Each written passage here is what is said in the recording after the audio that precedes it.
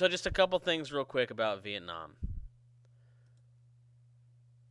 In Asia, after the war, in Vietnam, the fighting continued. As soon as we left, the North invaded the South again. Eventually, the South will follow the North, and today, Vietnam, one of the last communist countries in the world. Domino theory turned out to be untrue, though, that it was the only country that went communist. No other countries turned communist. Cambodia did for a while, but it didn't stick. The Khmer Rouge took over Cambodia, and 1.5 Cambodians were killed in that bloody war. But today, Cambodia is no longer a communist country. But let's talk real specifically about what happened to the country of Vietnam after the war. Next slide.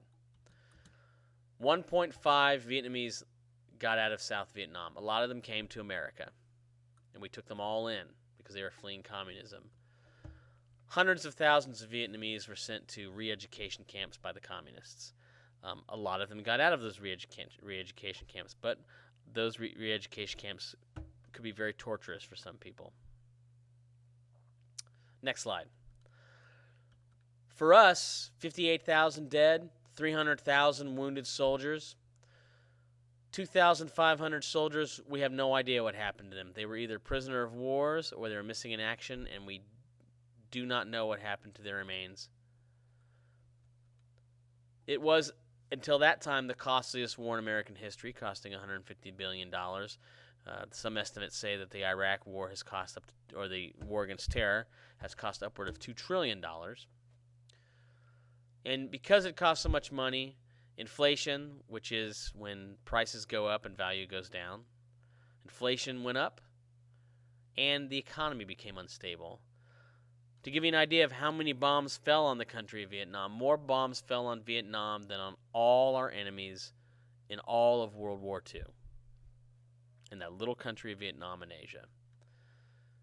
There is no good record of how many Vietnamese died. The Viet Cong didn't keep track of it, neither did the South Vietnamese. But it's pretty well documented. It was probably in the millions. We didn't even open up trade relations with Vietnam until 1994. That country was dead to us.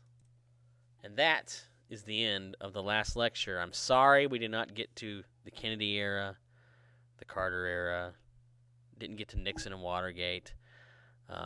But the CISC project, which I thought was awesome, took longer than intended because it came to me late.